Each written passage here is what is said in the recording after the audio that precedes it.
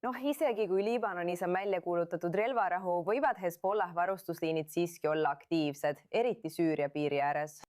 Süüria julgeolekujõud nurjasid hiljuti katse smugeldada rakette Liibanoni, mis tõstatab küsimusi selle kohta, kuidas Hezbollah püüab selle surve all end taastada.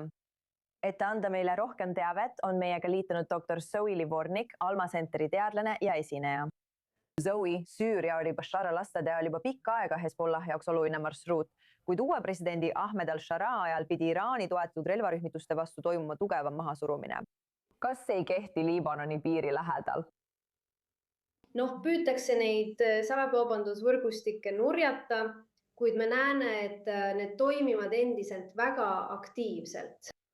Me näeme iga kuu vähemalt 1 või 2 või rohkemgi vahelt lõikamist, mis tähendab, et võime eeldada, et palju rohkem salakaubavedusid õnnestub ja neid ei tabata. Nii et salakaubandusvõrgustik toimib endiselt väga aktiivselt. See kohaneb ja muutub seoses Assadi režiimi langusega. Nad on pidanud tegema muudatusi, kuid kui midagi, siis on nad väga paindlikud. Nii et nad on need muudatused ka teinud. Me räägime piirist, mis on üle 400 kilomeetri pikkune Süüria ja Liibanoni vahel. Suurem osa sellest ei ole turvatud.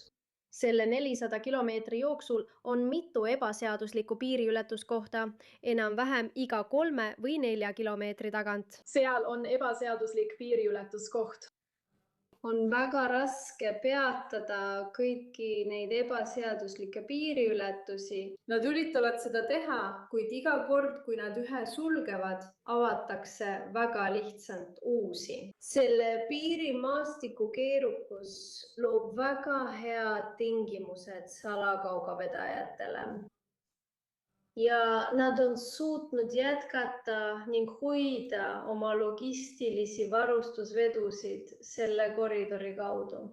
Vaatamata Assadi režiimi langemisele, vaatamata sellele, et me oleme praegu konfliktis ja Hezbollah'le avaldatakse suurt survet, see on nende jaoks väga oluline prioriteet. Samuti iraanlaste ja šiidide jaoks, et säilitada see logistiline varustuskoridor.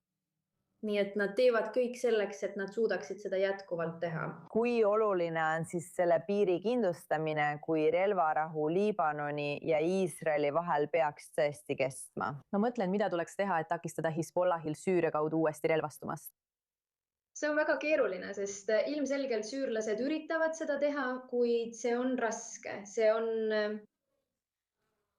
raske protsess ja riigi jaoks, mis seisab silmitsi nii paljude väljakutsetega, nagu Süüria, kellel ei ole oma julgeolekuoperatsioonid ja jõud piisavalt tõhusad ega suuda kogu seda piiri kontrollida. Tõenäoliselt võtab kaua aega, enne kui nad suudavad teha vajalikud muudatused selle piiri turvamiseks, kui nad seda üldse suudavad.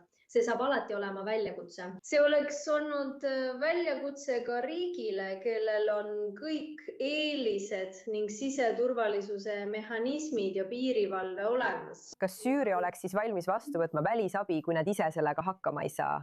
Mitte Iisraelilt, vaid näiteks Ameerika Ühendriikidelt või teistelt rahvusvahelistelt organisatsioonidelt? Ameerika Ühendriigid on tegelikult hiljuti kõik oma väed Süüriast välja viinud ega ole huvitatud nende tagasitoomisest. Me eelistaksime ilmselt, et Türgi ega venelased ei oleks selles protsessis osalised, kuigi mõlemal on hetkel Süürias kohalolek. Seega on raske ette kujutada, kes võiks tegelikult selle piiri üle kontrolli võtta. Liibanoni valitsus peaks ilmselgelt suutma kontrollida piiri ka oma poolel. Aga on selgelt näha olnud ja te olete ka varem rääkinud probleemidest, mis Liibanoni valitsusel on oma võimu kehtestamisega, eriti Hezbollah vastu.